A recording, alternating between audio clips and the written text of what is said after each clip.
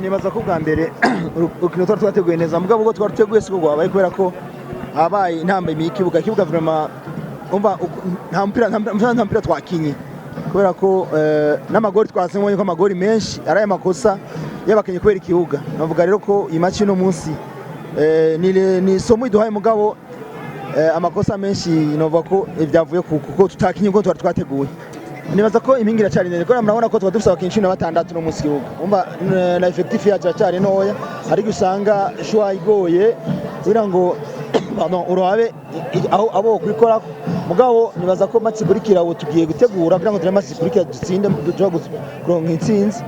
mugabo urukino rw'uno munsi ndavuga ko Aigle noir yamiritse gutsinda kubera ko ya profisa amakosa twagize mugabo amakosa mahani yatewe nimvura itagwa nibaza ko match ari kuba gute mu misanze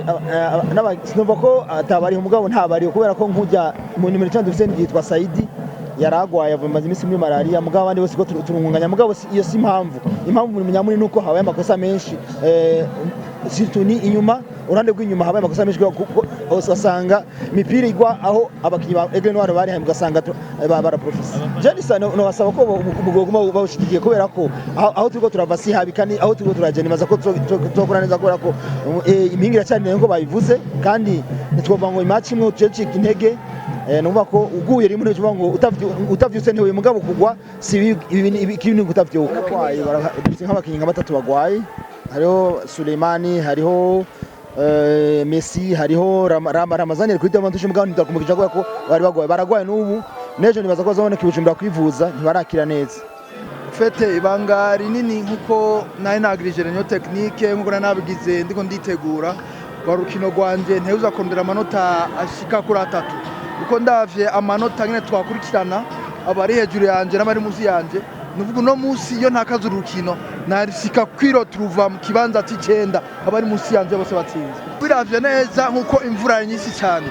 novuga kari nayo na match ya mbere dukinye mfise abakinyi banje imvura ikagwingana kujya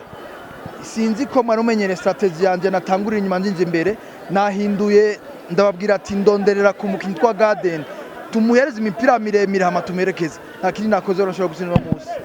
ego nko mubizi uri kurabiraba nta mugwi uragira novuga gute intsinzi zitatu zikurikirana cyarimwe nuvuga ko iyi championnat y'umwaka ikomeye uno musubira kunda ejo ukabona n'uya bigakunda ariko ikizera ndacagifise ko nkibandanya ngwana navyo gukonvenga no kuvuga nagerageje guprofita faiblesse yarafise ndashobora gutsinda kubera nabona kumenga physiquement ntibariho vraiment mugabo ndarindire ndabe sinoca mvuga nabagenzanje ntibicaye turagwana gratse ko tuzoshika tuzoshora gushika nikiye kintu ngo kwiteza abakunzi ba Aigle noir muri no sezo impingira cyari ndende bangwe inyuma bashigikira